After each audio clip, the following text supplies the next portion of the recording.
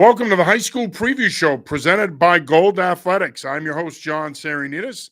And as always, I'm joined by my partners, Tyler Amaral and Mukala Kabongo. Gentlemen, happy football season. Well, it's a happy football season. We're back. We survived. And in my case, I survived another Cape summer. So happy to come out on the other side. Right. You're stronger because of it. I do want to remind you that we are brought to you by Gold Athletics. If you're a head coach in any sport, fall, winter, spring, and you're looking for a fundraiser, you're not going to find a better fundraising company than Gold Athletics. Matt Ross and his team have a variety of fundraisers that they can organize for you and help you raise money. You want to make that money? You need to get in touch with Matt Ross and his team. Visit goldathletics.com today for more information on how you could start your fundraising journey with the best. All right, gentlemen, as I mentioned, happy football season, specifically happy high school football season. A lot of great games here, week one on the slate, and we're going to start here in Massachusetts like we always do. This is the home base of New England Football Journal. Now, it is important to point out Massachusetts, Rhode Island, Vermont, New Hampshire, Maine are playing games this weekend. Connecticut kicks off next weekend. But we are going to start here in Massachusetts. Big Division I, 2 matchup. Xaverian visiting Bishop Fien in an intriguing Catholic school matchup. The two-time defending Division I defending champion Xaverian Hawks, of course, as we know, have a talented team back led by quarterback Will Wood and a talented skill group. They also have a really good defense led by Dom Funk. They're taking on a Bishop Fien team that is always well coached under Brian Pinnabell and returns Kane Mankins and Owen Mortis, among others. This should be a really good matchup. Xaverian beating Fien at home last year by a couple of scores, but, I mean, the score was a little deceiving. Something tells me that I think Fien could play them tougher in this one. I think Xaverian and CM just preseason on paper heading into the year. I think those are the two clear best teams in the state.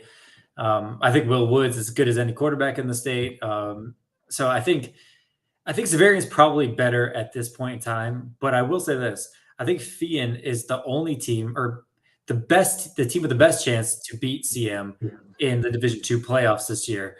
A lot of changes this year with the new alignments. So if you're not familiar with that, go check out the MIAA website and check out those alignments. But a lot of teams like King Philip, Barnstable moved down to Division III. Marshfield as well, right? So these teams moved down to Division III. So I think teams like Fien, Wellesley, Winchester, Bridgewater, Raynham are probably the biggest competitors to CM in Division II. And I would say Fien is chief among them. They have a lot returning. Ian Mortis is a three-year starter at quarterback. You mentioned Kay Mankins. They also have some nice skill returning, well-coached program. So I think Fien's going to be right in the mix this year. I just don't know that they have the top-end talent or firepower to hang with Xaverian in this one. I like the Hawks. Yeah, I think Fien is going to definitely put up a good fight. They're always known putting out good defense. They're usually strong on that, and year in, year out. That's a program that always has a lot of kids. So I can see them playing Xaverian tough throughout for like the first 2-3 quarters. But Xaverian is just too much firepower on both sides of the ball. I mean, Will Wood, one of the top quarterbacks in the state. As you said, Dominic Funk. There's David, the receiver. They have so many weapons on the offensive side of the ball. So this might be one of those cases where it's close. It's a highly contested game throughout 3 quarters or 2.5 quarters, but then you just see the talent of Xaverian of dominating Fien and pulling away from them. Probably late in the second half. Yeah, and I think one of the things, this game reminds me of that picture of the two Spider-Mans pointing at each other. Right. That's what this game is stylistically. These are two teams that want to win the line of scrimmage. They want to line up. They want to run the football. They want to control the clock, and they want to set a physical tone. Alfanaro wants to play that way. Brian Pinnabell wants to play that way. So in many ways, I could see this game being closer than people think, because I think that if you're Bishop Fien, your best chance of winning this game is to not get into a shootout, to not allow Will Wood to take the game over. Way you do that is you cut the game in half and you hand that ball off and you try to grind the clock and pick up some first downs and let your defense do the rest. I think that's going to be Fian's plan, but I think ultimately Zavarian's ability to make more big plays proves to be the difference here. They're also going to be able to get after Mortis with Funk and company. I like Zavarian in this one by 7 to 10 points. I think that they'll get pushed, but ultimately, as I always like to say, in a sport like football where it's the ultimate talent game, the cream always rises. Zavarian's the better team here. Next up, we have what could be the best game of the week in Massachusetts. It's kind of become a tradition here now with Springfield Central playing both St. John's Prep and Zavarian. They're on the road this week to open the season at St. John's Prep. Of course, the quarterback matchup here, Jareth Stain, Chris Vargas. You can't beat it. Mukala, I'm going to start with you here. Just some thoughts on this one. I mean, this is a marquee matchup on paper between two heavyweights in D1. I mean, the last time these two teams faced each other, it was a rainy Saturday at Gillette Stadium. So many Division I players that are currently doing their thing on the college level right now. There was so much talent in this one. There's no void of talent in this one. As we said, the two quarterbacks are the top stories. Both of these guys, when they were coming into high school, were highly touted. Jareth Stain, starting his freshman year, he was getting college looks in 8th grade. Chris Vargas, same thing. He comes in freshman year. He's getting these offers, being the first 5-star. But the thing I've talked to Coach St. Pierre during this offseason whenever I saw him, he said the thing about his team this year, losing 18 starters is the biggest thing with him. This is the first year where he's lost so many guys that contributed, and he said the biggest impact we'll probably see that is the offensive and defensive line. That we see those guys, that part of the field, that part of the team probably, early on they won't look as formidable or they won't look as dominant as they usually are in years past, just because they're trying to, they're putting new guys in there. But I think that those two positions later on in the season will get stronger and stronger. But yeah, there's firepower all over the place. Isaiah Rogers, the running back for Springfield Central, he's another guy that could make big plays. Riley Salve on the outside for St. John's Prep, he can make big plays. This is one of those games. It's one of them pick'em games. But I can never go against Coach St. Pierre in big games. In big games, he always makes the right plays, and he always puts together a great game plan for his teams in these type of games. These are the type of games he lives for, and I can't go against Coach St. Pierre in this one. Well, I think you pointed out the key differences from this year's St. John's Prep teams compared to last year's team or teams in the past. They're really reloading on the trenches here, and they haven't really undergone this big of a transformation in the past few years. But I think they're going to win this game, and I think Vargas, obviously the only 5-star quarterback recruit in state history, ridiculous arm talent, raw talent. But they also have Toribio, they have Selves, so they have a lot of weapons here. Aaron Radke returning on defense. I saw Springfield Central play against Barnstable in a quad scrimmage, and it's clear that they have talent and they're going to be good, but they're also replacing a lot, and they're replacing a lot on the lines. They're replacing a lot at the skill positions as well. So I don't think we'll see Springfield Central really firing on all cylinders until mid-October, probably, maybe early October. I just don't think it's going to happen this early in the season. They do have those playmakers. They have Stain. They have Rogers. I think Cody Massey is really going to emerge as a nice weapon for them at receiver as well. So I think Springfield Central will be just fine in time. They'll be a playoff team 100%, but I just don't know if they're quite where they need to be to beat a team like St. John's Prep at this point in time. So I like St. John's Prep here as well. Yeah, again, physicality is going to be the theme for me in this one as well. When Mukala, you mentioned that Super Bowl game in the rain. That was the difference, is that St. John's Prep was able to play bully ball up front, shorten the game. They took Watson in that passing game. Between that and the rain, they were able to negate Watson in the passing game, got enough pressure on him that they made things hard on him, and then the weather did its thing. St. John's Prep can rely on that running game. And I know this is going to be, as we go along here, it's going to be the Chris Vargas show. No doubt. I'm expecting him to have a big sophomore season. But I do think ultimately, even though they've got a lot of new faces along the offensive line, I think that they're able to establish that physical presence early. Tyler, I think you bring up a good point that as talented as Springfield Central is, it's going to take them some time to really get to where they want to be in terms of their play. And especially on the defensive side of the ball, Brower's back now. He's running the defense. So that's going to take some time as well. I like St. John's Prep here, and what should be a pretty close game. I could see them winning by 3 to 7 points. I don't think that they're going to blow them out.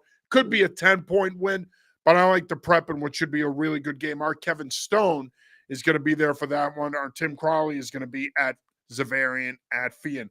Mukala, you're going to be at this next game. LaSalle of Rhode Island coming off their first win, getting new coach Dan Copen his first win, 28-27 last week.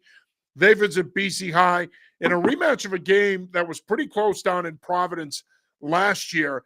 When you look at what LaSalle has back, specifically quarterback Samuel Perry, that skill group, I suspect that Dan Copen's going to get these guys ready to play.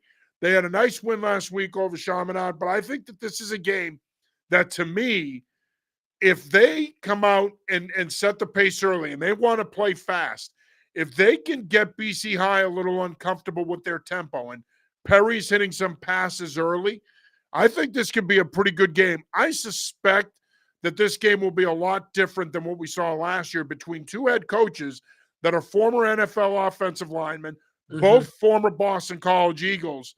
This is a fascinating matchup to me. Tyler, I'm going to start with you. Your thoughts on this one? It is a fascinating matchup, and I hope we continue to see it. Like, this is a point of mine every year that I try to drive home. I love these out-of-state matchups for the Massachusetts schools, and more importantly, I love these cross-state matchups within New England. So well, you got another big one with Westerly and Scituate this week. Right, exactly. And LaSalle and Hendricken have done a great job with this over the years, scheduling these teams from out of state. So I love the schedule LaSalle plays. I honestly don't really know what to expect from BC High. Like, they graduate a lot, but I'm like fully admitting here that I'm drinking the Paul Zukowski's Kool-Aid here. I didn't really have high expectations for them last year, and they came out and they were the number 1 seed in Division I, made it to the state semifinals before losing to eventual champions Zavarian. So this is a very good team. I think they're going to continue that momentum. I don't know if they'll be quite as good because Division I has some good teams here. Zavarian, Springfield Central, St. John's Prep, we already talked about those teams, Central Catholic as well. So I'm not sure where they fall into that pecking order necessarily, but I think they do have enough returning to be able to beat LaSalle here. But I will say, I mean, LaSalle, on the other hand, they're just expected to be in Cranston, right? They're expected to be in Cranston the final week of the season, probably playing against Hendricken, maybe North Kingstown, something like that. But they're going to be one of the top 2 or 3 teams in Rhode Island once again. Yeah. Yeah, and also, we should factor in LaSalle is ahead up on them since they've already got their game. You know, they've already played their first game, so they're kind of already in game rhythm. They got their in game shape, and they're fundamentally they understand what they want to do. They could see what they did wrong last week and implement it to this week. So they're kind of one step ahead of BC High. This is BC High's first game, but you got to travel too. That might play a little. Not big of a factor, little factor, just a trip from Rhode Island to BC High. But yeah, with BC High, I'm with you, Tyler. I'm not sure what to expect from them, but I do know they're going to be a physical team. That's one thing I'm fully expecting from BC High is they're going to be a physical team on both sides of the ball. They're gonna try to knuckle the game up, make it close, and a lot of new faces, a lot of new guys coming in for BC High, a lot of new contributors for BC High for this season. They lost so many from that team last year, but this one's a hard one. But I think just because LaSalle already had their first game and they kind of already have that first game rhythm, that I think they're gonna pull this one off. But I think it'll be a close game, but they might just be a little bit more conditioned and already in game ready than BC High for this one. Yeah, BC High graduated a lot last year, to your point, Tyler. It's interesting because when I look at this LaSalle team and I went back and watched that game on Saturday, I think they're gonna score points. They're gonna be really fun to watch offensively. Samuel Perry is the son of Brown coach James Perry. He's one of the best young quarterbacks in the region. So get to know that name. He's obviously well schooled at playing the quarterback position with his dad, of course, his uncle, his cousin EJ. So he's been around good quarterback play his whole life.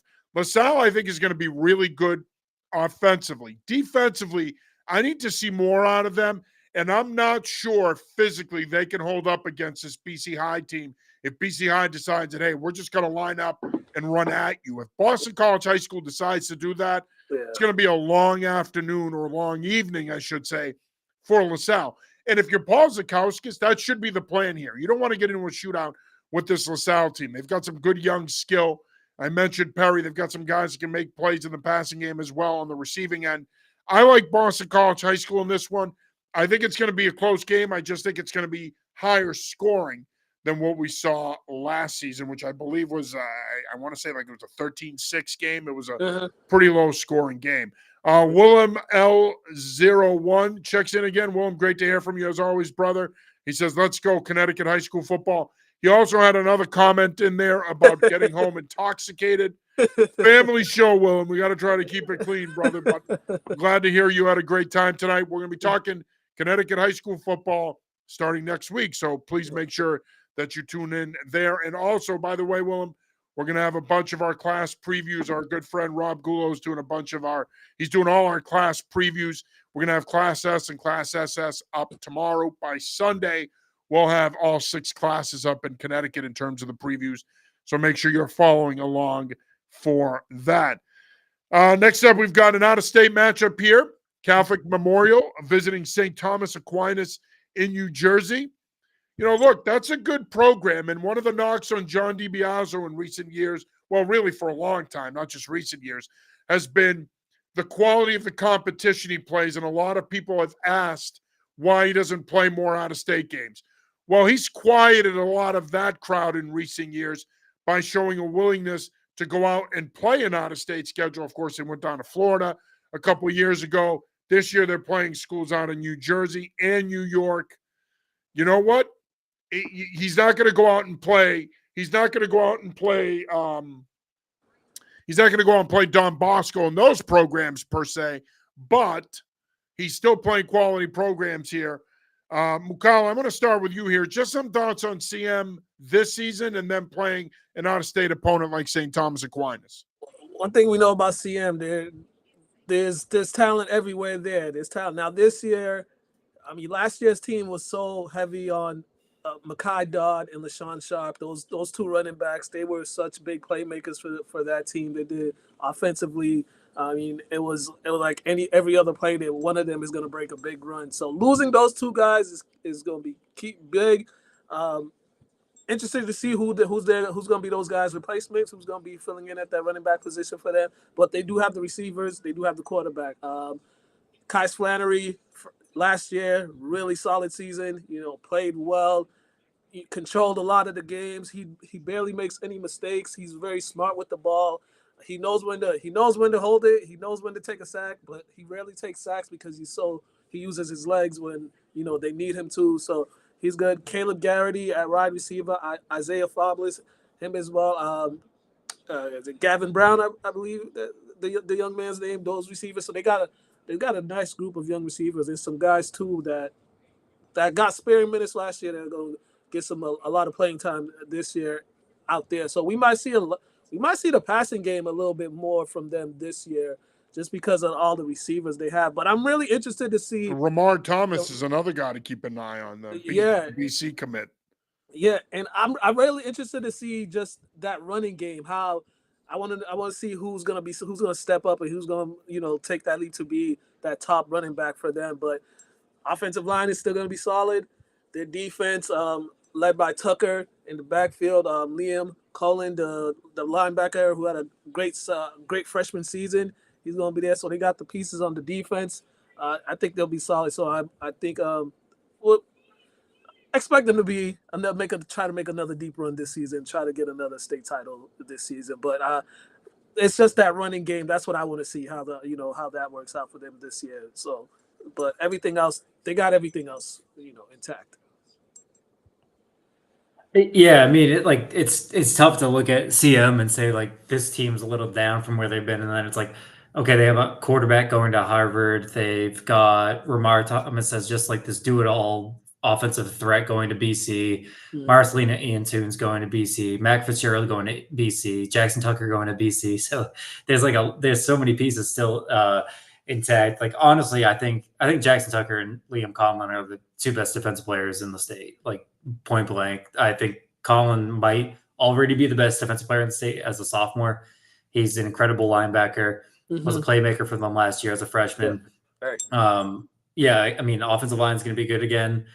The defense should be lights out this year. They've got Jaden Johnson and Orion Fernandez as well. So they've got some nice pieces back on defense. It really is just who emerges as that third or the running back, because there wasn't a third running back used last year for this team. It was all Dodd and it was all Sharp and mostly Dodd. And Dodd was just a game-breaking special talent. So it's really who does emerge, or do they just rely on the passing game? We've seen DiBiase teams in the past, obviously with his son at Everett, they were prolific passing game. So it'll be interesting to see what they do. But I think they've just got to find ways to get the ball in Ramar Thomas's hands this year. I think he's probably the fastest player in the state. So just find ways to get the ball in his hands, because it seemed like every time he touched it last year, it was a long gain or a touchdown. So CM will be fine. No one's shedding tears for CM for losing Mekhi Dodd and some other guys. They'll be all right. They're the favorite in Division II for sure. St. Thomas Aquinas, I don't know as much about them as I do some other New Jersey programs, but they had a nice year last year. They're coming off of like a 50-point win over Montclair last week. So I think it's going to be a tough road trip here for CM. And I think St. Thomas Aquinas does pull this out, but again, CM's going to be fine in the end. Yeah, I don't think it matters in the end, even if they lose one of these first two games. I believe they have St. Francis Academy next week, so they're supposed to play them a couple of years ago. As we've seen, once again in the Catholic Conference, play iron sharpens iron, and that prepares them for the playoffs, and they go on their usual run. It's going to be the dynamic for me to watch here is offensively. Now, I saw them against Walpole on film, and it's a lot of perimeter run. They really want to get Thomas and these perimeter skill guys. They want to use them a lot on jet sweeps, get them outside, outflank people. You mentioned they're going to be good up front. You got Marcelino Antunes playing left tackle. You got Fitzgerald that can play a hybrid tight end fullback type role for you. Also a BC commit. So they've got plenty of talent. Even if they don't have a defined running back, they don't have a dude like they did the last couple of years of Mekhi Dodd. It doesn't matter. I mean, John DiBiase is as good as any coach in the state at utilizing his pieces and putting them in a position to make plays, and I think that's going to be the case once again this year. They did it against Walpole. I think that's what we're going to see a lot from them this year. I think it's going to be get your playmakers in space and let them do their thing. And when you have a guy like Ramar Thomas, who's only going to be a sophomore, when you have a kid like that, you're going to get the ball in his hands as many different ways as you can. And I think that's what you're going to see here. And here's the other thing. He more than likely could be their quarterback in 2026. So we're probably going to get a pretty good look at what they could potentially do with him there as well. But, St. Thomas Aquinas is a good program. I think that they may be biting off more than they can chew here. I'm going to go St. Thomas Aquinas, but I think CM plays them much tougher than we think. Sticking with out-of-state, with an out-of-state theme, Central Catholic is going to take on Archbishop Stepinac. They go to New York. Stepinac, of course, has been one of the best programs in the state of New York in recent years. Coach Sexton's Red Raiders are poised to take that next step. We've kind of seen this coming. Played a lot of young guys the last 2 years. Well, a lot of those young guys, especially the ones that played last year, they're starting now to develop to a point where this team is a sleeper in Division I. They're going to be a factor in the MVC and in D1. Tyler, I want to start with you here. Your thoughts on this one. Tough first matchup to open the season for Central Catholic. Yeah, I mean, first I'll just shout out to Central Catholic. Like, they're not playing Springfield Central this year like they have the last few years, but they've got Stepinac, they've got BC High, they've got Xaverian, they've got St. John's Prep, they've got Hendricken on the schedule. Well. Yeah, so they've got those 5 Catholic schools, 3 from Massachusetts, 2 from out of state. That's as difficult a schedule as you'll find, and then they play Andover in state as well, so they're going to be battle tested come November. They've been building to this moment for a couple of years now. They've been down. they've been down by their standards since that team with Zinter and Pereira made it to Gillette and lost to Springfield Central. They've kind of taken a dip in recent years, but they've got guys like Caden Smith, Caden Chase, Brian Waller-Ratano. They've got really nice pieces back. I think they are going to be one of those teams in Division One that's in the mix. I wouldn't be surprised if they're a semifinal team or even a dark horse to make a trip to Gillette this year. I think just starting off with a team like Stepanak's a bit too much. Stepanak's a terrific program out of New York. I like Stepanak here. Hopefully Central can keep it close. And I think they'll be there in the end. And this non-conference schedule is absolutely brutal. And I've just got Stepanak here. So one thing we know about Central Catholic, last year, even when they started off, they had a tough slate to start off last season, but it was all one-score games. Everything was a one-score game for them. They went out to Zavarian. I think they lost by a touchdown to them.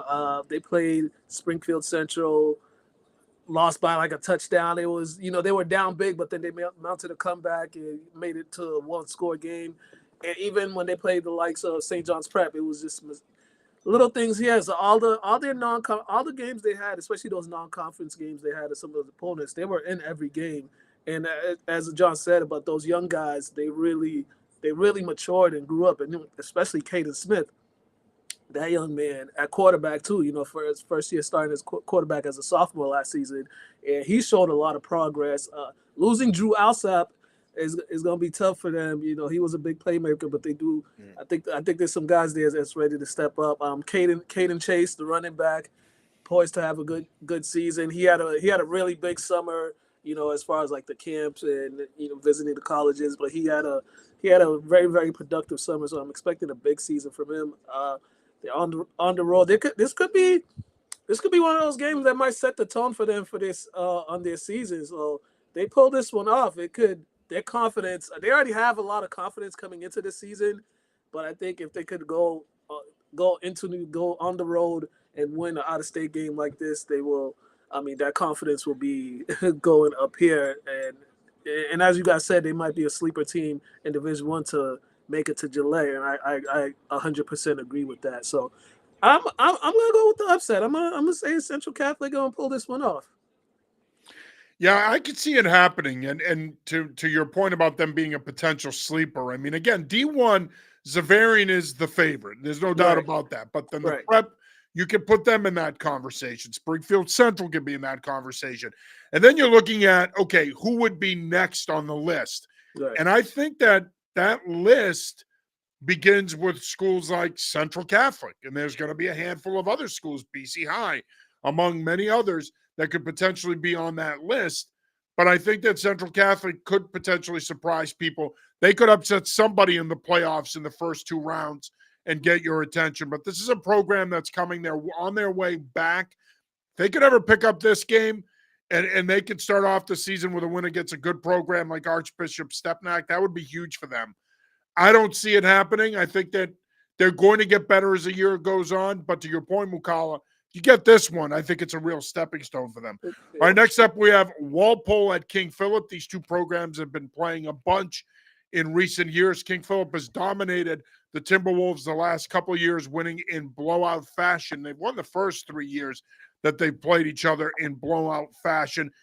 This game, I think, though, might be closer than people think, or at least closer than we've seen in recent years between these two. Of course, you've got the Brian Lee connection to Walpole, head coach at King Philip, played at Walpole. His father is a legendary coach at Walpole, John Lee.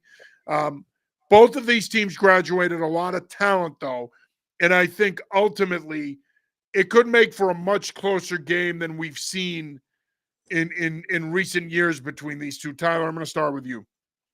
Yeah, for brevity's sake here. So, I mean, we're kind of rambling on these matchups. I'll keep this one simple. KP dominates at the line of scrimmage. They're the favorite in Division III. They've got a killer running back tandem in Talon King and Keegan Canto Osorio. They're going to win this game. I don't know if it's going to be necessarily a blowout, but I think it's probably by multiple scores, 14-point game, something like that. King Philip wins this one. King Philip is at home. They're at home. That get the benefit. That's one of the best things when you have replacing a lot of guys and you bring in a lot of new guys. They tend to play better at home. The road team tends to especially when it's new guys getting big time varsity minutes for the first time and a road game being their first time. So there might be some nerves there. But when you do have a lot of new guys, sometimes you just got to go to old school football. We're going to hand the ball off. We're going to run. We're going to be physical, kill the clock. If you can't stop the run, you're not going to win this game. I think King Philip's running game is going to be the difference in this game. I'm going to recuse myself from this one. I'm going to be coaching in this game, so I'm recusing myself from a pick because, again, like I said, I'm going to be coaching in this game. So, all right, next up we have Bridgewater Raynham at Mansfield. I've been saying this to people now for a while, fellas. I think Mansfield, when we talk about D3 and realignment, Mansfield, they haven't been Mansfield in recent years. They did get to the Super Bowl last year, end up losing to North Attleboro big. That was a really good North Attleboro team.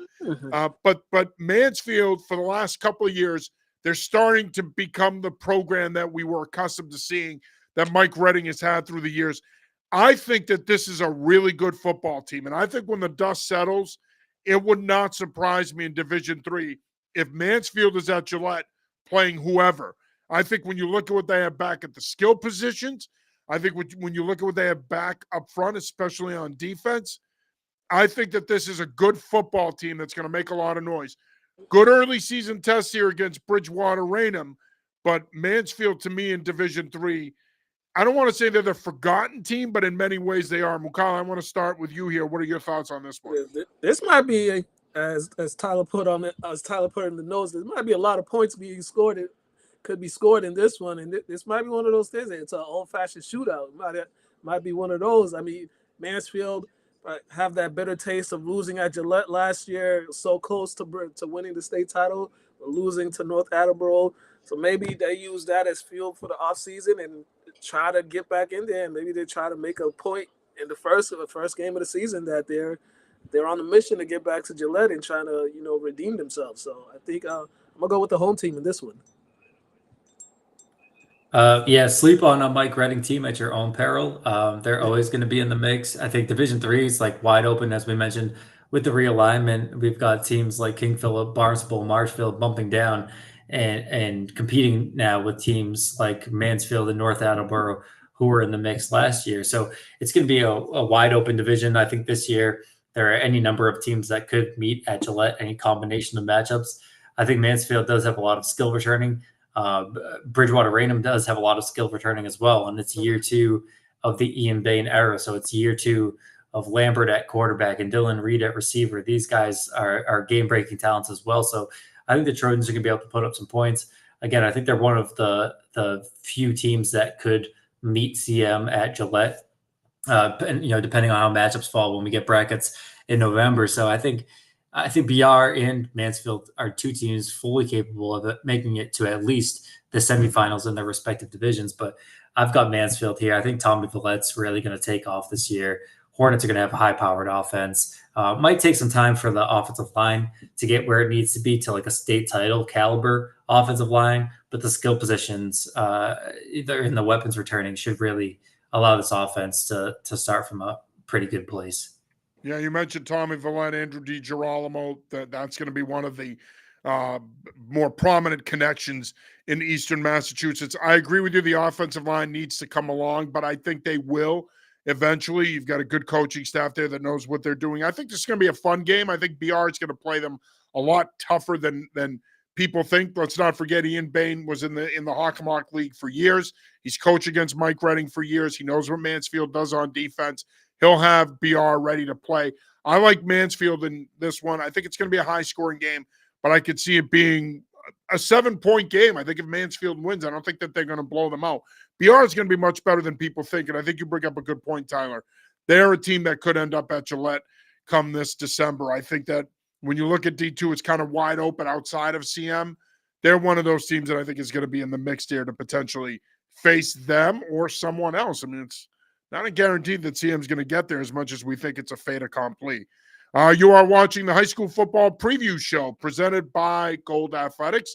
I'm your host, John Sarianides. As always, I'm joined by my partners, Tyler Amaral and Mukala Kabongo. We do want to remind you that we are brought to you by Gold Athletics.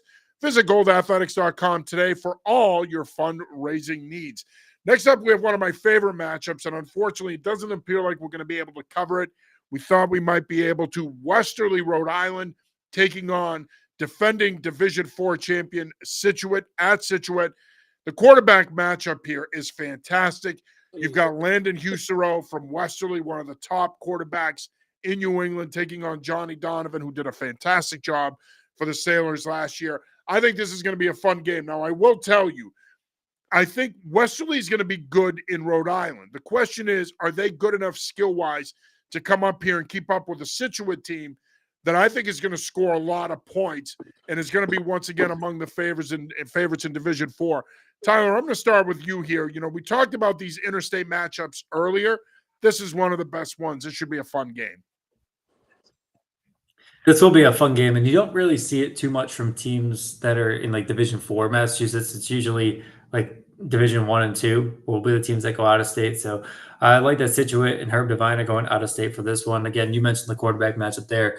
I have a hard time picking against Herb Devine and Scituate, to be honest. Like, I think it's going to be a shootout. I think we could see something similar. Like last year, week 1, I was at the game Foxborough at Scituate. Scituate won on a walk-off Hail Mary. I'm not saying it will be that sort of dramatic fashion, but I think Scituate wins a one-possession game. I think it's going to be pretty nip and tuck, back and forth. But ultimately, Donovan coming back, Grayson Foley is an all-state level talent as well. I think Scituate wins this game.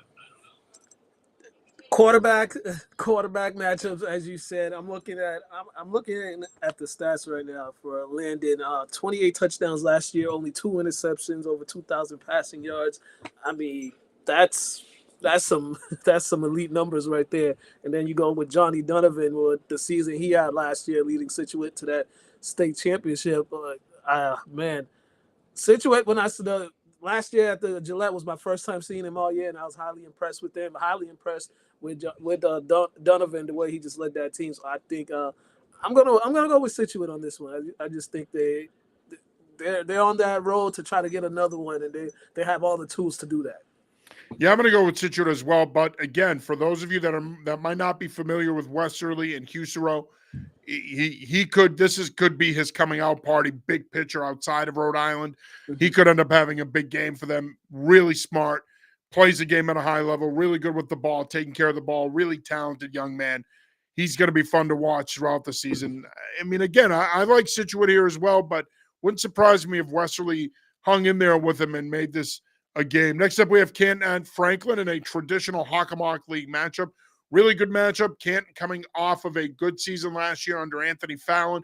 Bring back some key members from that team last year.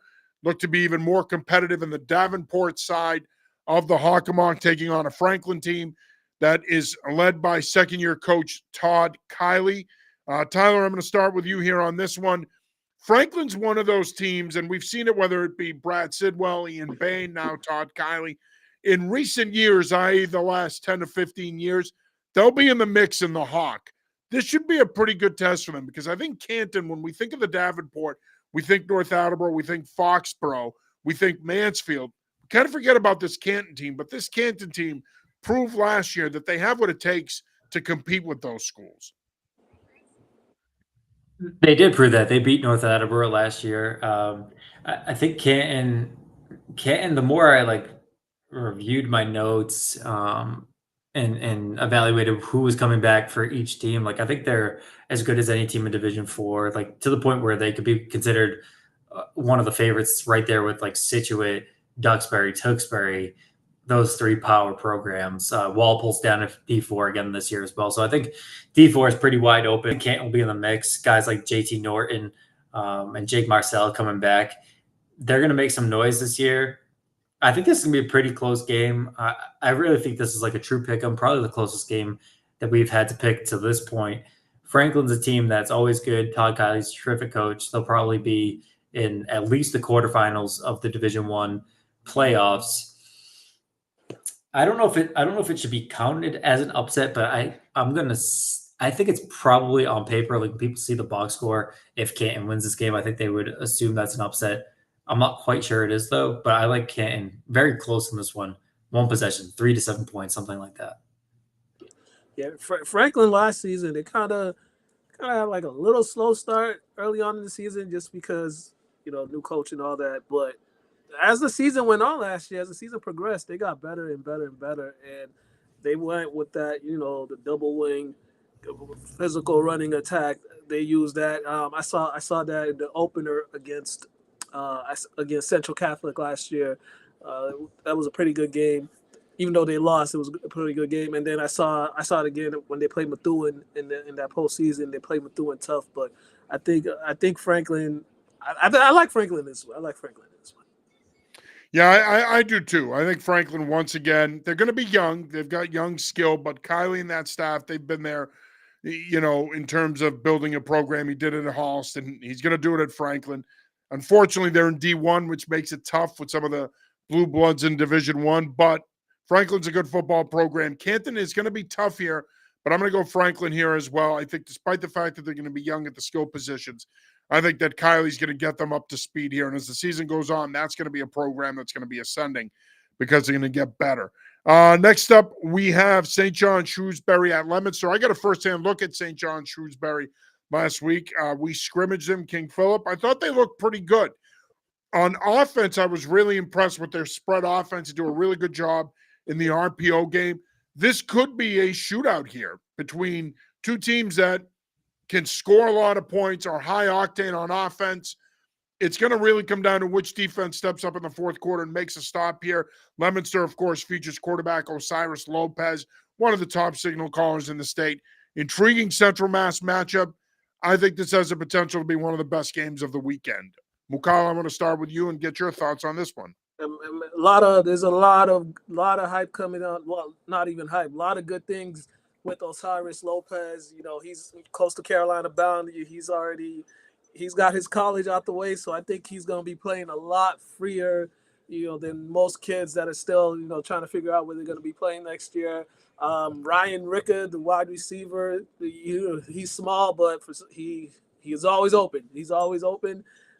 And this coaching staff, they find ways to get their playmakers the ball. And Lopez, he's really good at spreading that ball and getting it to his guys. So this team is really have a real high belief in themselves that they can make a run this year at that state championship game at Gillette in Division One. They think they have all the pieces, especially a lot of those guys.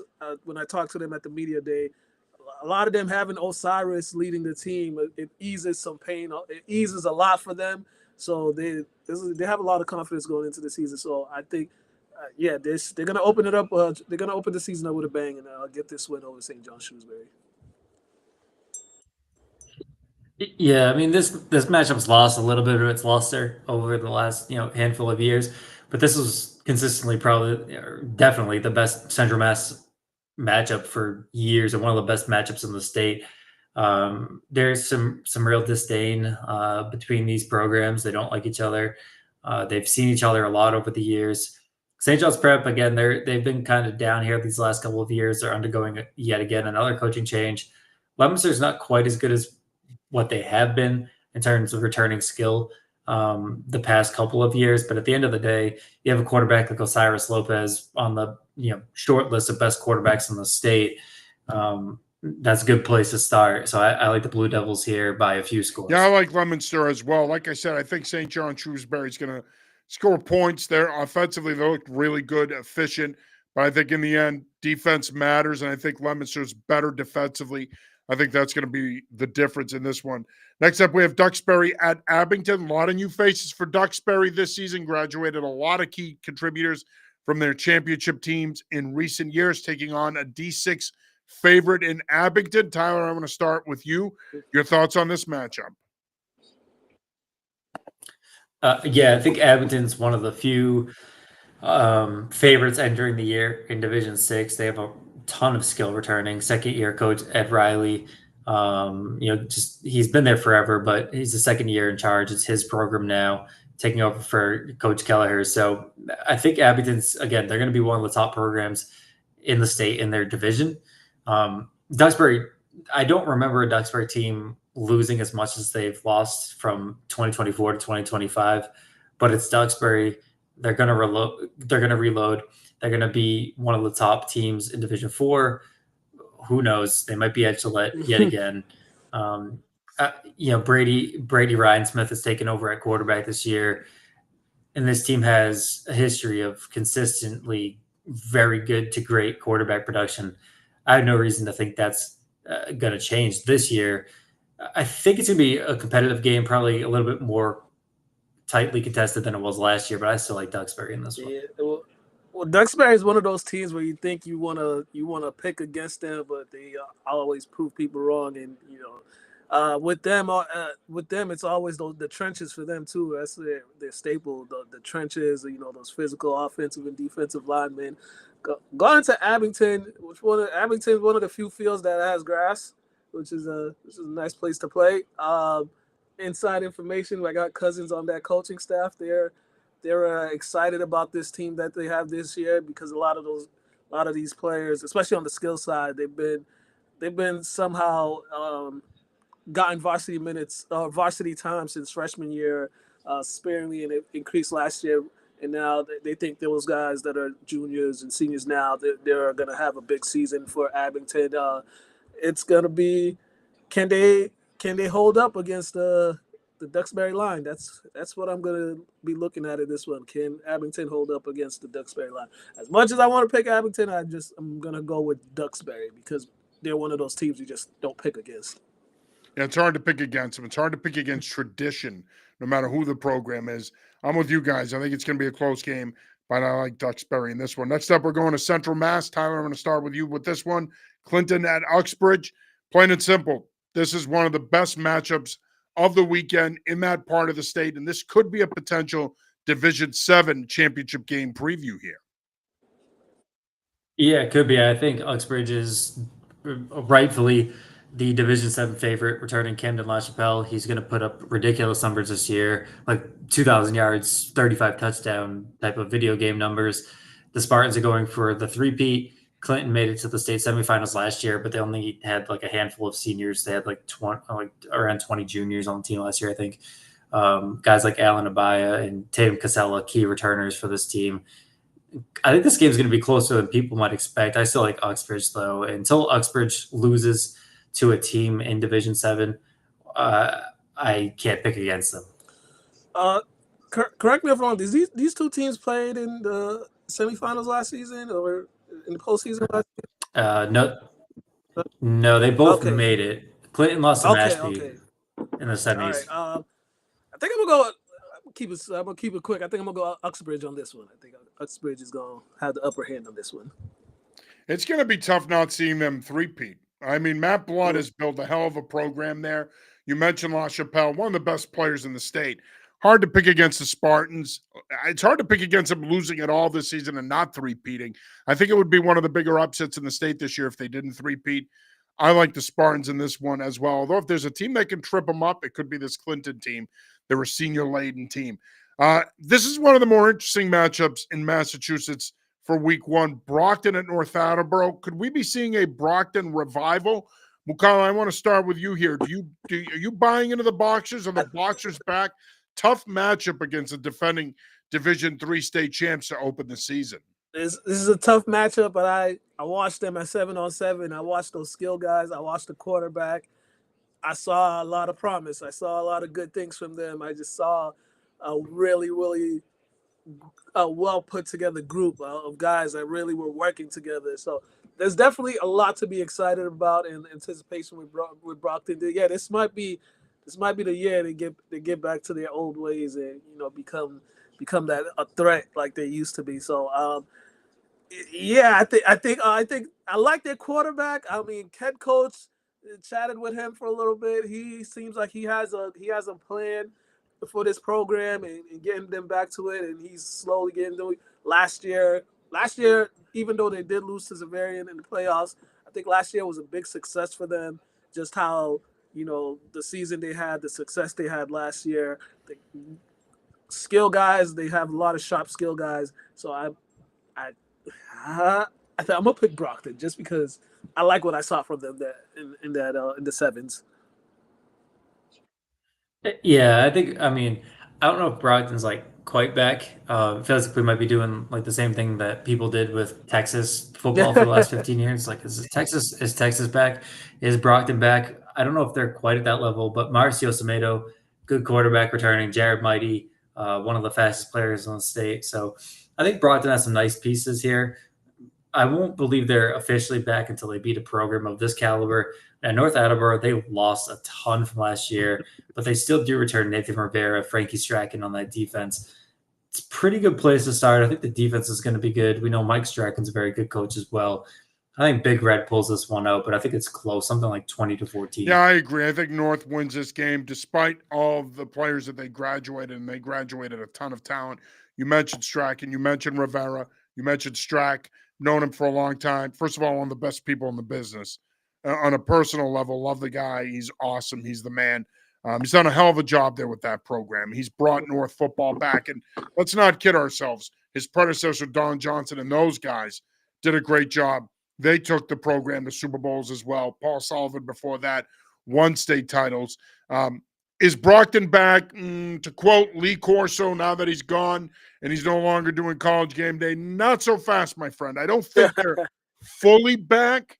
But to Tyler's point, and I think it's a very valid one, if you can win a game like this, now you're accelerating the return here, if you will. Not quite sure they're there. I do think this will be a close game. I think if they want to win it, they're going to have to play well up front because North Attleboro is going to run. They're just going to line up and they're going to run the football at you. They're going to go 2 tight ends, 3 backs, and they're going to pound it. If Brockton can hold up against that and make some big plays on offense, yes, they can win this one. But if they can't, it's hard to pick against North. I'm going North in what should be a tight game. Next up, we have one of the better matchups of the season in the Bay State League, the Needham Rockets, the retooled Needham Rockets, visiting Steve Dombrowski's Milton Wildcats in what should be a good game. As I mentioned, Needham graduating one of the best senior classes we've seen in recent years in Massachusetts, arguably the best senior class in program history. They get to the Division I state title game before losing to Xaverian. Milton, not a year by their recent standards that we expected coming off winning a state title 2 years ago, but if there's a guy that can get a program back, it's Steve Dombrowski. Tyler, I'm going to start with you. Your thoughts on this one? Yeah, I mean, Needham, like they lost so much. They are losing almost every contributor on both sides of the ball. I think the reason that they're like considered a playoff team is just the benefit of the doubt sort of thing to Coach Costco and the program that he's built there at Needham. Milton has a lot returning though, and I think Dombrowski's going to get this program back into contention in Division III this year. Guys like Patrick Collins at quarterback. I think Ronan Salmon's one of the better receivers in the state. I like the Wildcats here. Yeah, I was about to say that. Patrick, in the year we're talking about so many Massachusetts quarterbacks and the splash that they're making. Patrick Collins, I think he's another quarterback we could talk about. He's going to be poised to have a good season, especially with Coach Dombrowski, helping coaching them up out there. So I think Needham. It's hard. It's hard to replace so much of that talent. It's hard. I mean, you're losing a guy like Williams, who was everything for them. So many guys at each position. So might be a rebuild year for Needham. I think Milton will take this one.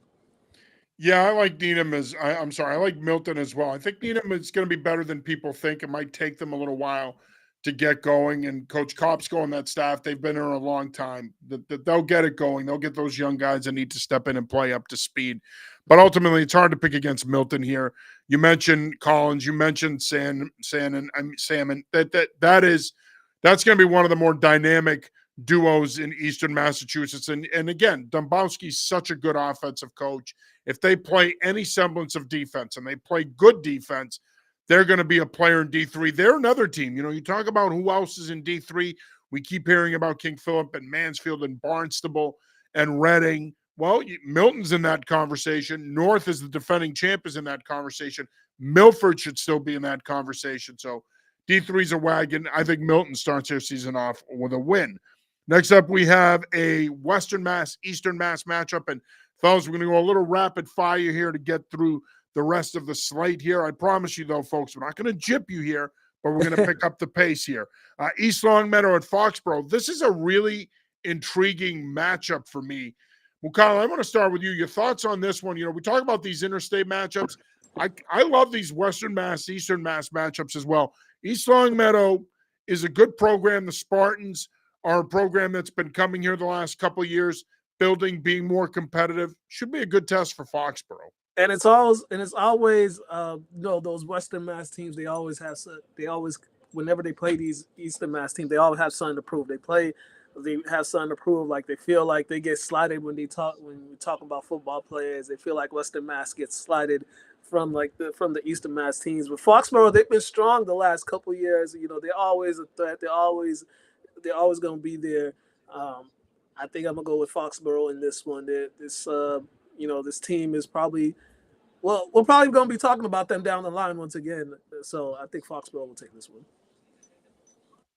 Yeah, Foxborough is not quite as good as they have been the last couple of years. They're probably still the favorite entering this year in Division 5.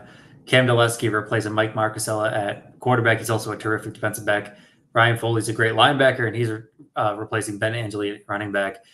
So there will be probably a slight dip in production earlier in the year, but I think the Warriors are going to get right back to Gillette, or at least in the mix there in Division 5. Yeah, I agree. They'll be the favorites in D5. They should take care of business in this one. First 3 games, they go East Longmeadow, Walpole, Putnam. They could potentially come out of that slate undefeated at 3-0 as they head into a big tilt week 4 at home against King Philip. But again, yes, Dulesky, Foley, they got to step up and replace guys that were really productive. But the tradition at Foxborough, as we talked about earlier, tradition matters. We talked about it with Duxbury. Same thing in Foxborough. That tradition has been there for a long time. Those guys are going to step up. They'll be productive. They'll play well. I would be shocked if we don't see Foxborough at Gillette for a 3rd straight year. All right, next up, we have another matchup that's a Central Western Mass versus Eastern Mass matchup. We'll call this a Central Mass matchup. Wachusett at Lincoln Sudbury. Lincoln Sudbury, Tyler, is a program that has struggled the last couple of years, but they're a program that for a long time was known for having really good athletes, could score points, play good defense. Of course, the legendary Tom Lopez was there for years. Looks to me like the Warriors could be on their way back. Tough opening matchup against a good Wachusett program, but this is one of the sneaky good games of week 1. Yeah, I think Lincoln Sudbury is probably the most forgotten team in Division 2. They've been the smallest team in Division 1 for years, and now they're the biggest team in Division 2. So I think that's going to make a real difference for them. Again, we've mentioned throughout this entire episode here that beyond CM, Division 2 is wide open. Lincoln Sudbury is a team that could make a semifinal run this year, I think. I like Wachusett in this one, though, and I like what Wachusett's done in recent years, scheduling these good Eastern Mass programs throughout the regular season. Thomas Anderson's a quarterback to watch here. I like the Mountaineers. I'm just going to make mine quick. I'm going to go with Wachusett in this one. I think they're a little more tougher. Yeah, I agree. I think ultimately the Mountaineers are a little further along here. I do think that this Lincoln Sudbury team, though, is going to be in the mix. I think they're going to get better as the year goes on, and I think come playoff time, they could surprise people. You mentioned CM establishes the obvious favorite in D2, but then who do they play down the road? Well, Lincoln Sudbury should be in that conversation with Fian, Wellesley, BR. They should be in that conversation as well. Like I said, I think they'll get better as the year goes on. But in the meantime, I'm going Wachusett. Next up, we have a really interesting matchup between 2 teams that are retooling in Marshfield at Methuen. Mukala, I'm going to start with you there. Obviously, you're very familiar with the Rangers. Tom Ryan steps away. He is now the athletic director of Methuen High School. Both of these teams, as I mentioned, graduated some key contributors. Both programs have had really good quarterbacks in recent years. Shane Easton for Methuen, Tor Moss, Amaral's favorite quarterback for Marshfield. But Mukala, I want to start with you. While both of these programs have graduated some elite level talent, this should still be one hell of a matchup. I mean, if their last 2-3 matchups have told us anything, it told us this thing. If you're there, stay till the end, because the last couple of years, it's literally has come down to the final possession or one possession here. I mean, there was a time Methuen went down there. They had a big lead. Then Marshfield just mounted a comeback. I think last year there was a goal line. There was a 1-yard stop And yeah, these two teams have had some epic battles, epic matchups the last 2 3 years, and uh, losing some guys, not just some guys, some really really talented guys to graduation. That might take a little step back to the game, but it might still be another one of those things. We know Marshfield, they like to go that no huddle, fast pace. They really test your conditioning early and see how conditioned you are with the pace that they go in that no huddle. Methuen, they're very creative. I mean, Coach Dugan, he's just switching hats from offensive coordinator to head coach. So he's very, play calling is just going to be another thing for him. So Methuen is very creative with their offense. They like to find different ways to get their guys the ball, different ways to, utilize their playmakers. So I'm gonna go with Methuen in this one. I'm gonna go with the Methuen opening up home field this week. Yeah, this has become like a really fun opening week matchup in St. John's Prep. They open every year with Methuen and St. John's Prep. I think it's been a great test for that program. At the end of the day, though, Chris Aruka and that offensive pace they play with is going to be too much for Methuen this early in the season. Yeah, Marshfield's going to be young. They are replacing a really good senior class. They have some good players back, but they're going to be young in some key spots. Same can be said for Methuen, though. Plus, you're bringing in a new coach in Ryan Dugan. I think that this is a tough one for me to predict. I'm going to go Marshfield here, but man, going up there in the MVC and trying to beat Methuen on the road, I think that's a tall task. I think the difference here could be a little bit more experience on that Marshfield sideline, and they have a little bit more experience returning. I think that could be the difference here. I like Marshfield. Yeah. All right, next up we have another interesting matchup, Nashua South taking on Malden Catholic. Malden Catholic, Mukala, is a pretty interesting team because they've got some good skill. Now, you're in the Catholic Conference, which is hard because you got to play the Prep, Xaverian, CM, BC High. But again, this is a team that could surprise people come playoff time. Really skilled. Joe Gaff has done a good job getting that program back on track. How do you see this one playing out? And I think they've added some newer guys on the coaching staff. They retooled their coaching staff. Yeah, too. So that might play a role. Last year they had some, they played some tough games. Their Catholic Conference schedule was tough. They played them tough. Some of the teams tough early on, but it was like the talent of the Catholic Conference overwhelmed them in some of those games. But winning these non-conference games is always important.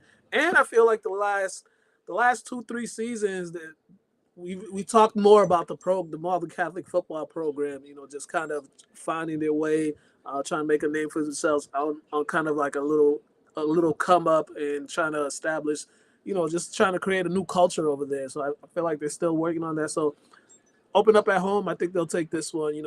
As I just said, a lot of new faces on the coaching staff, which might be a good thing for them, and we'll just see how they do it this year. I like Malden Catholic in this one. We talked a lot about teams moving down from D2 to D3. Malden Catholic was a playoff team last year. They move up from D4 to D3. A lot of talent returning. They're investing in this football program. It's one of the, I think, more like quickly ascending programs in the state. I like the Lancers here. I think this is going to be a tough game for them. Nashua South went 8-3 last year, returned Colvin Levesque, along with several other key contributors from last year's team. The Nashua North, Nashua South, these two programs in recent years have been pretty good. I think South is a program that is good enough to come to Massachusetts and win this game. And we've seen New Hampshire has had success against Massachusetts. We saw it with Londonderry and Chelmsford. We've seen it with Pinkerton and Andover last year. I'm going to go Nashua South in this one. I think that they can come down here and win this one. It should be a really good game, one of the better interstate matchups that we're going to have this weekend. Next up, we have Minneshaug at Barnstable. As you mentioned, Tyler, you saw Barnstable a couple weeks ago in a tri-scrimmage. A lot of hype surrounding Ross Jatcola's team. There's a lot of people that believe that they could potentially be a favorite in Division III. A lot of talent back, especially up front, taking on a Minneshaug team that should be better this year. Always well coached. Coach Dickerson doing a great job there. Thoughts on this one?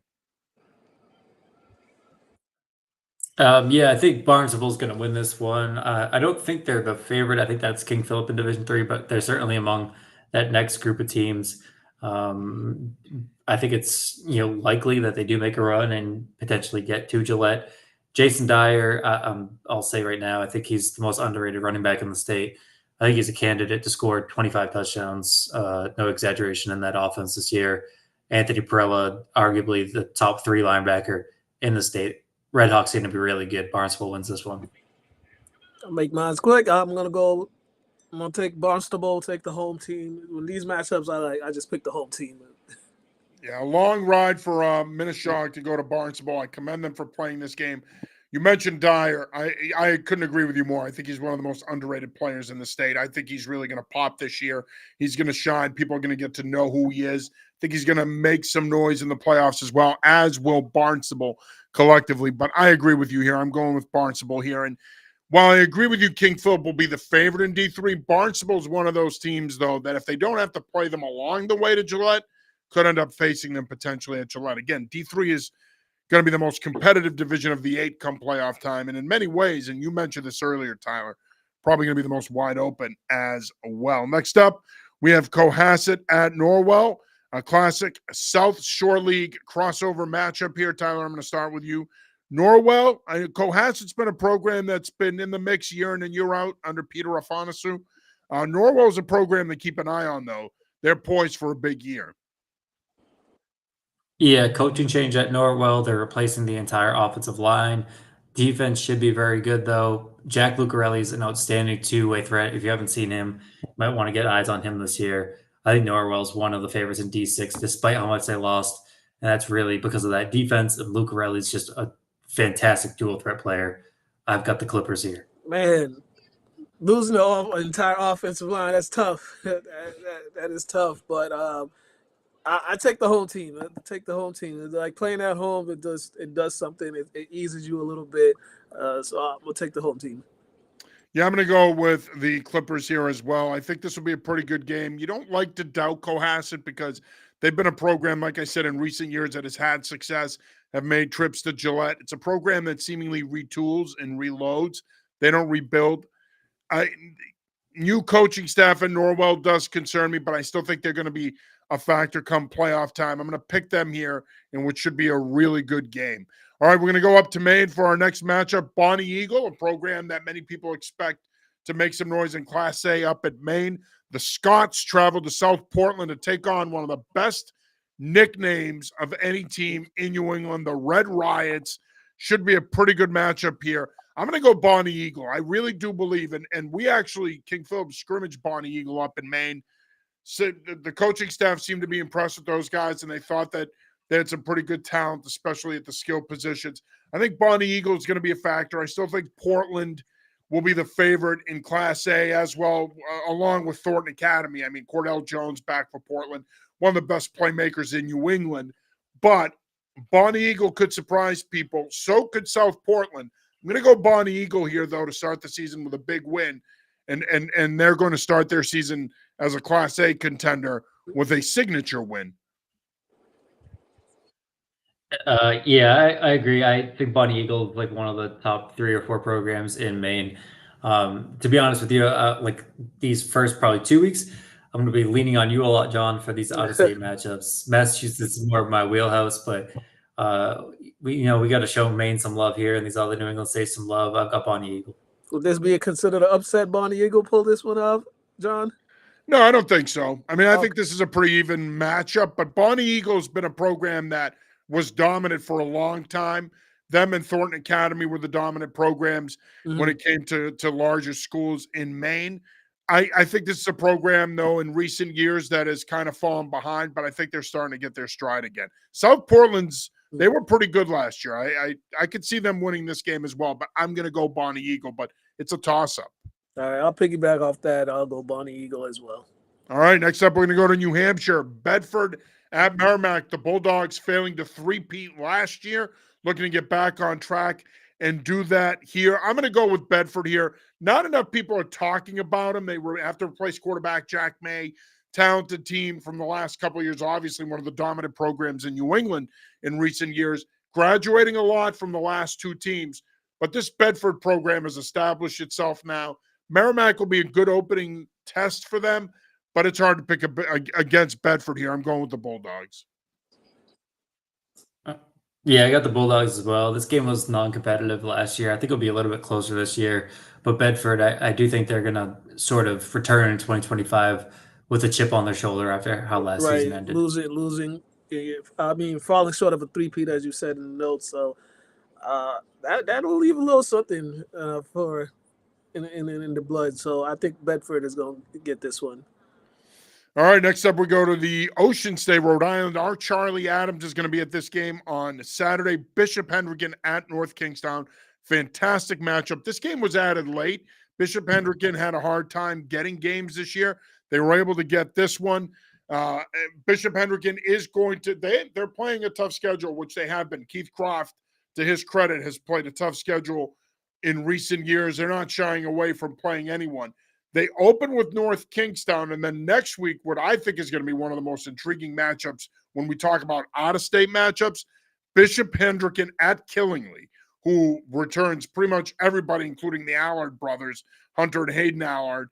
They're going to be a powerhouse in Class SS down in Connecticut. But I think for me, when I look at this game and I look at Bishop Hendricken, they've lost some key contributors from the last few years, but they're still the measuring stick in Rhode Island. To me, they're going to be the favorites to win it all again in the top division there. I think this is going to be a really good matchup. North Kingstown brings back a lot of talent from their Division I championship team last year, but I think the Hawks get the slight edge here. I'm going Hendricken to open the season with a win against a very good North Kingstown team. This is a good opening matchup in the state for Rhode Island between these two teams. Yeah, I mean, two of the top programs in the state. I know Hendricken lost some key pieces, but I think this team, they really do return a ton. I saw them play against Barnstable last year.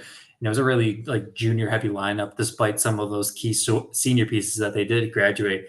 But yeah, Hendricken, until proven otherwise, Hendricken's the class of Rhode Island. I think they win this one, but North Kingstown's a very good program as well. Hendricken also is going to be traveling up to Central Catholic this year. They're playing Central Catholic, so that should be a pretty good matchup. And like I said, Keith Croft hasn't been afraid to play up. I mean, they'll play people. Same thing with LaSalle. LaSalle has also. I talked to Dan Copen at Patriots training camp. I mean, they're keeping St. John's Prep on the schedule. Obviously, they're playing BC High this weekend. You got to tip your hat to these programs. North Kingstown keeping Westfield. They're going to host them this year, so they're willing to play those out-of-state games, which is huge. And finally, we're going to go up to Vermont in a rematch of the Division I state title game last year, CVU at Rutland. I'm going Rutland in this one. CVU lost a lot. Head coach Ron Fleming, after they won the state title, stepped away. Quarterback Orion Yates transferred out, so he's not back. New coach Frank Parisi inherits a really good team, but they graduated or lost a lot from that championship team last year. Rutland brings back a fair amount. I'm going Rutland in this one, which should be a really good game. A lot of fireworks to open the season in Vermont.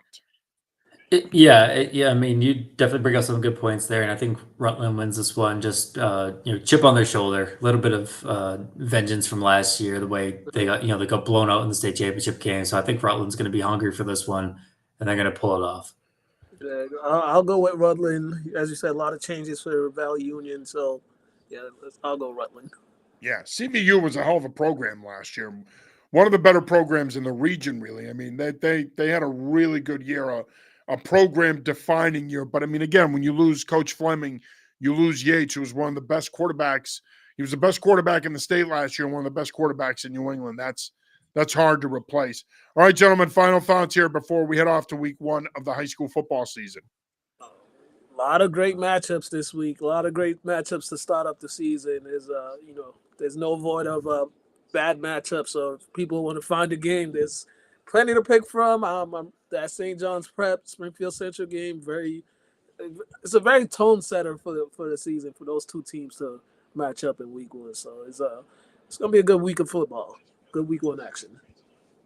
Yeah, we made it. We're back. It's September.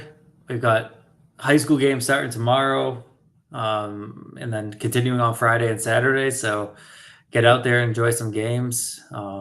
Regular season's only 8 games and 9 weeks long. So get out there, enjoy it while you can. Right. Yeah. I couldn't agree more. You guys said it best. Get out there and enjoy it. And of course, we're going to try to get to as many games as we can this season. And believe you me, if I had my druthers, I'd have an army of people working with us to cover every game if we could in New England. That's just my mindset. Unfortunately, we can only get to so many. We're going to try to get to as many as we can. But I promise you that the ones that we get to, you're going to get as good a coverage as you will find anywhere. When it comes to football in New England, I truly, genuinely believe it's us and everybody else, because it's a priority for us. We're all football all the time. There is no off season. We're football 12 months out of the year. So if you love it, then you're going to love New England Football Journal. Make sure you head over to anyfootballjournal.com for all your football needs. And while you're there, why don't you hit the subscription button and subscribe, $2.99 a month for some of the best football coverage in New England. Let me tell you, these two guys right here are as good as it gets in New England when it comes to high school football. No one loves high school football like these two guys.